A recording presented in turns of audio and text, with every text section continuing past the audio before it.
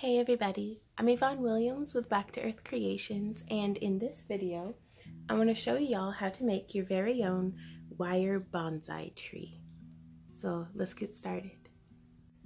To begin, you'll want to take some 26 gauge. Here I'm using vintage bronze parawire. I would recommend a 26 or a 28 gauge. 24 gets a little thick and hard to work with. But a 30 gauge might be a little too delicate, but use your own experimentation from here and determine what you like for yourself. But I'm using a 26 gauge, and I'm using one 36-inch strand of mother of pearl chip beads. There's not really a quantity because you can see here the size is very inconsistent between the different beads. So but I started off with a full 36-inch strand, brand new out of the package, and I intend to use the whole thing up on this project. I'd also started off with a brand new 26 gauge spool, 200 foot length, so we'll see how much of that gets used up. And I have been measuring off anywhere between 12 and 18 inches, some of the wire, and I'll show you. So we just pull off a length, and I'm going to measure it, and then I'll snip, and I typically have like a big pile of this prepped. And then we'll just randomly pick a bead, slide it on, bring the two ends of the wire together. Let me adjust this so we can see what's going on here. Yeah, bring the ends together, and then bring that bead to the center of the wire, and I just push up on the sides with my fingers to hold the bead into place.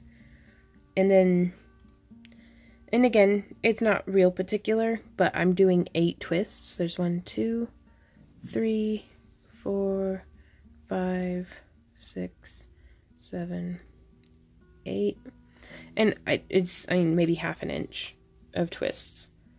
But I try to get it to be very snug up to the stone, that way there's not too much movement there. And then I'm just going to set this off to the side, and you can see here I have a very big bundle of just individual stones. And the next step from doing that is to put them into little branches of 3. And you could be very, inconsistent. Some of them could be 2, some of them could be 4, just however you feel inspired to do. But again, I'm just showing you my way of doing this time. It just seems like it changes every time. And I'm just crossing them like that, just the 3. Kind of bottom, stacked on middle, stacked on top. And then I'm holding it at that cross point. And I'm just going to twist at first these 2 sides around the center.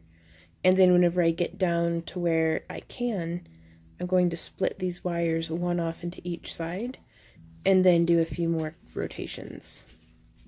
And I try to not do more than an inch if I can help it, but use your personal preference and discretion.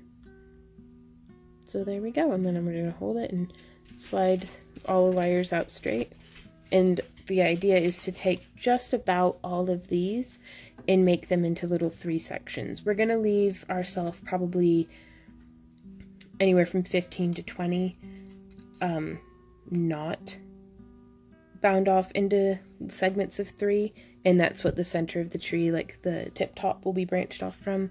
But for now, we're going to make some of these, and then the next step is to layer 3 of these together into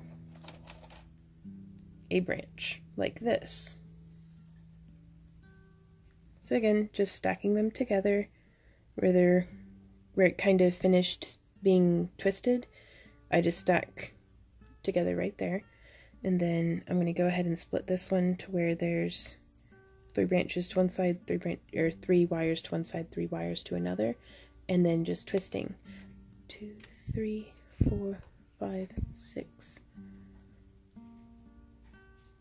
And again, it's not real particular. I just find it soothing to it's like counting stitches for me almost. I do try to be consistent about the direction that I'm twisting in, because it makes everything kind of come together a lot more smoothly if they're all growing in the same direction. And again, we'll get quite a few of these made. And this is not the last step, but this is the last step that I do before I start actually assembling the trees. So I'm going to get as many of these made as I can. And I want to leave myself maybe 10 or 15, probably actually just closer to 10 of these 3 branches set up.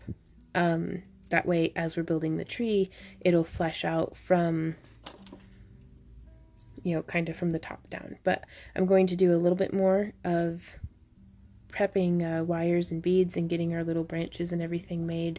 And then once we have all of the branches and everything made, then we will come back here and start assembling the tree. I actually ended up running out of wire before I ran out of beads.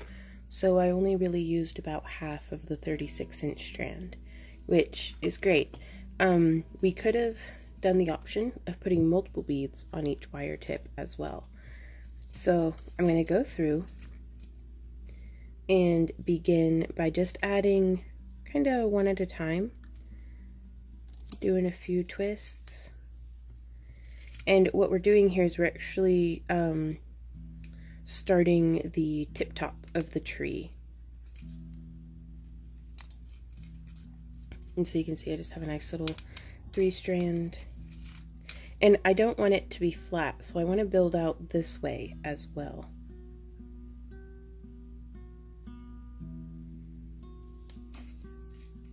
Trying to get everything layered in just as convincingly as possible to get all the wraps and stuff to lay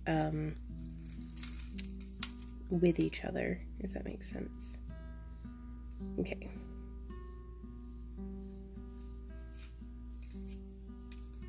Now I think I'm going to put in a 5th one as well. There we go. So, I mean, I want the top of the tree to be quite voluminous, you know.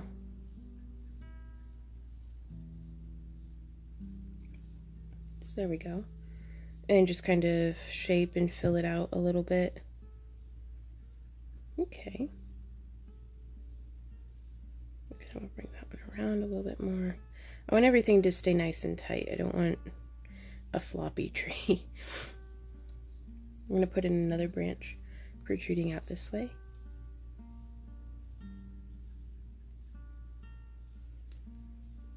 And this is something that just the more you do it, the more skilled you'll become in being able to gauge, like anticipating how it's going to come out. But I really feel like a lot of the fun here is just kind of letting it naturally grow. There we go. And so now I'm going to start mixing in some of our 3-branch.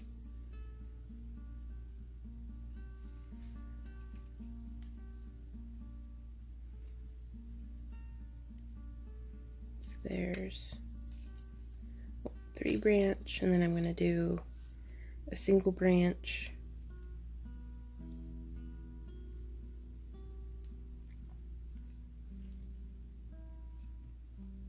So you can see how that's starting to kind of encourage things along.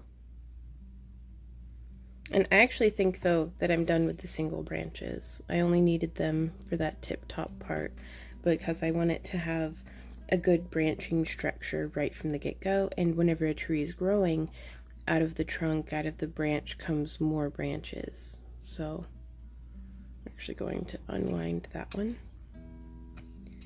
And then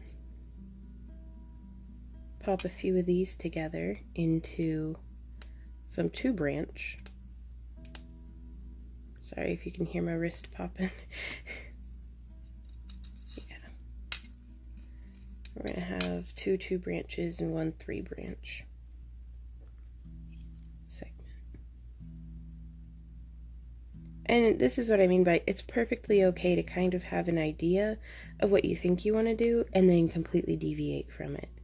Or just kind of deviate from it. This is art. It's okay to let it be what it's going to be.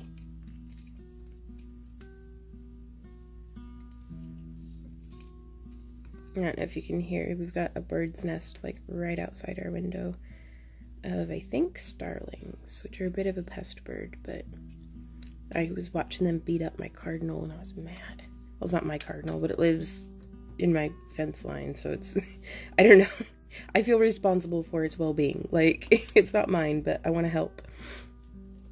Okay, so yeah, we're gonna start splicing in a 2 branch.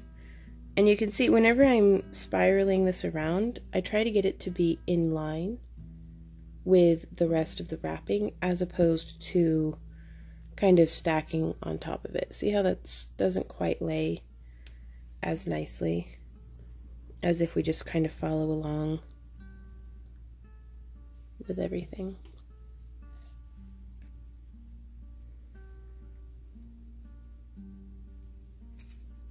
Okay, so just coming in next layer.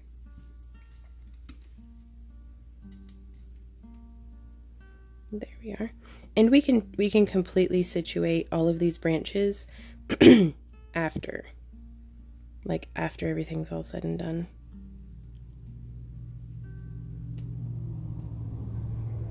There we go. I like that, alternating the 3 with the 2. And so technically we could stop like right there, and that is a nice Charlie Brown style little tree.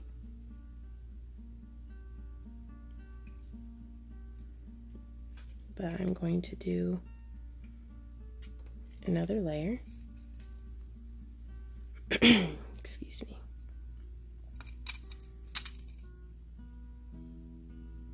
And I'm just going to keep adding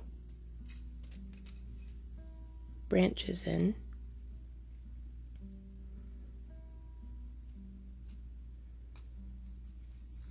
And again, I want to fill out a little bit more of that cone shape. With these wire trees, the more work you put into it, the more material you put into it, I feel like it really does give it, it translates directly into the lush quality of the tree. Throw your wire on the ground. And so we're just going to keep beefing this up. There we are. And again, it's a mess right now. Everything's a jumbled mess, but we're just trying to get the branches put on. Okay, so now from here, just like how we did before, I'm going to take some of these and I'm going to splice them in together to make a step between the single 3 branch and the triple 3 branch. And I think I'm actually going to take that and layer it right there. You know, if we can get them to be kind of on top of each other. And then start splicing in. And that's going to give us another really lush, like layered branch patterning. And I think that'll do us pretty good. So on to the next one. And this is something I haven't actually done this before, but it's fulfilling that need that I'm experiencing for something coming up out of the branches as well. And so you can see I gave this part a much longer branch. And then I just splice it on in.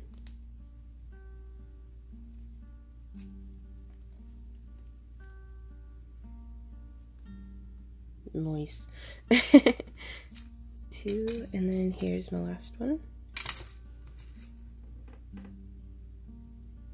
And so hopefully this will clean up the connection points of it growing into the main trunk.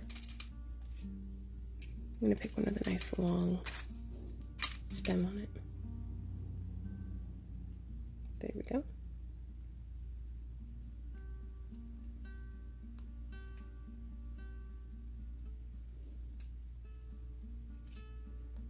So yeah, you can see that really, I think, makes a big difference. A little bit more realism.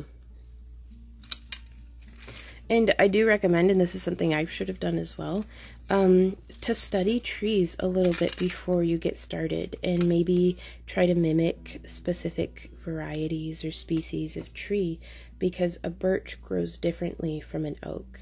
You know, their bark patterns are different, their branch structures, you know. One that really strongly comes to mind is a yew, with their very, very straight branches. You know, willows, that's something I'm actually going to be addressing in a future tutorial, is how to make a weeping willow tree, you know, which I thought would be really, really fun to do. So stay tuned for that one.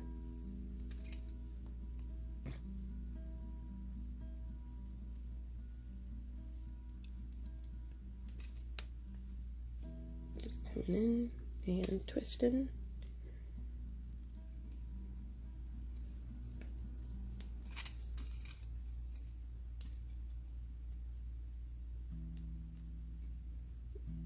Just joining them up right where they cross. There we go.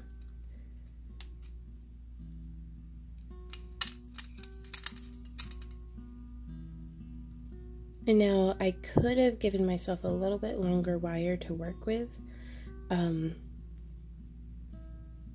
So if you're making, when you're making your own tree, keep that in mind, that it doesn't have to be short like this.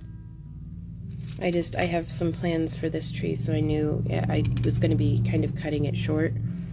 And I decided I'd rather save my spool of wire for more branching and less trunk work.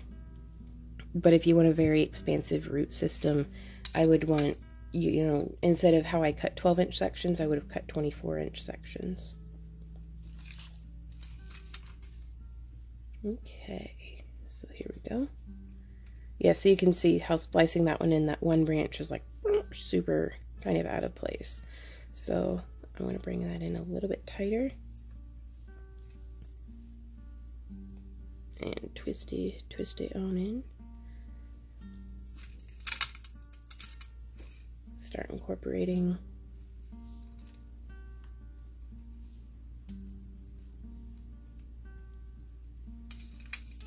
One,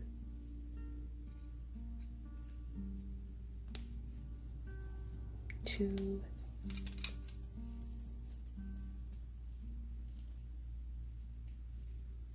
three. Let me give this a nice solid twist together.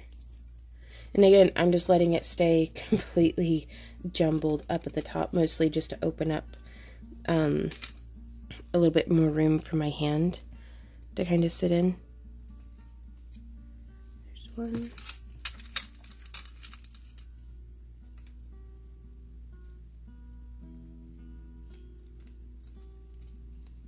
There's two. And you can see I'm almost giving it like ent legs, which that's something that you could do also, is make little ents from Lord of the Rings. But I'm mostly just doing that to try to incorporate the branches a little bit more comfortably. I'm actually going to divvy this off into 3 sections. So now I can splice this in like that.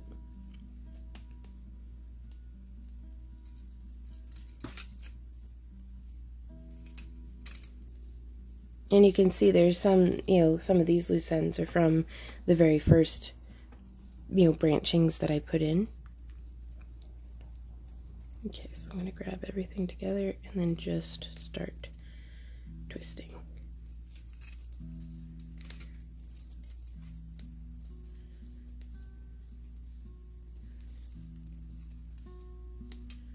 Okay, and so now from here, I do actually want to splay out into about 5 different trunk or root lines.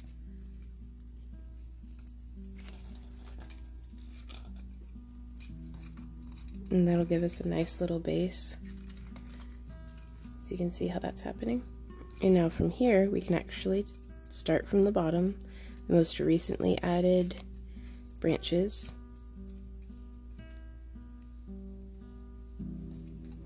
And start just kind of picking them out a little bit.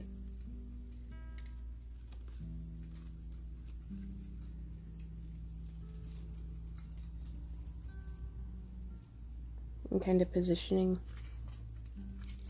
getting everything into a spot that it can be.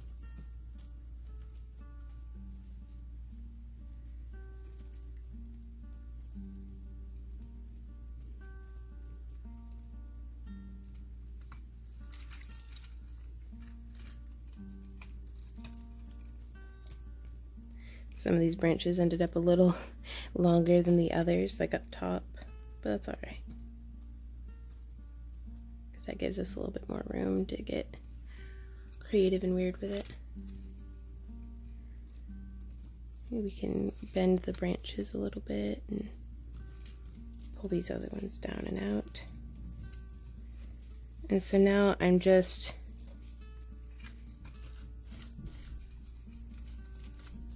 kind of twisting and shaping. So I've actually decided that I'm going to do a part 2 with showing how to embed this into like a resin pond. So we're going to go ahead and finish up the tree. And so what I'm doing this time is, as opposed to before where I had all the branches pushed like upward, I'm actually going to push all the branches down to separate out these guys up here at the top, because I want to start styling, for lack of a better term, from the top down. And so I don't just want a jumbled mess of branches. I want, you know, some nice structure and something that will be pleasing to the eye. So I'm just kind of getting everything uncrossed. And then I'm going to come in here, and where I have all these straight branches, I'm actually going to just give them a little bit of texture. Just coming in and bending with my pliers. This is giving me an opportunity to pay direct attention to each and every little branch, little leaf. So then we'll come around, get everything kind of this way. And I don't want too much like bend and everything in it, but just enough. So I actually think I'm going to throw this into some time lapse so that y'all can get a really good idea of what all I'm doing. And then I'll meet you guys back here to show you the end result.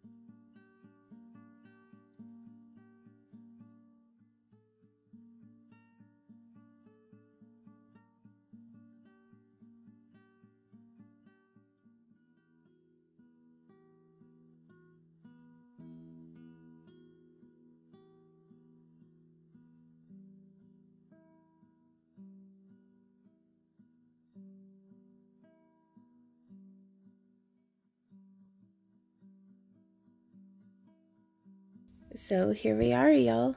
It is all finished up. And there's always more kind of primping and preening to do, but that's part of the fun of it. And this is how you make your very own wire bonsai. You could take this and set it in some faux soil and mosses and things in your home. You could continue on by like building off of it with resin and polymer clay, which is what I'm going to be doing in a future video. The possibilities are truly endless.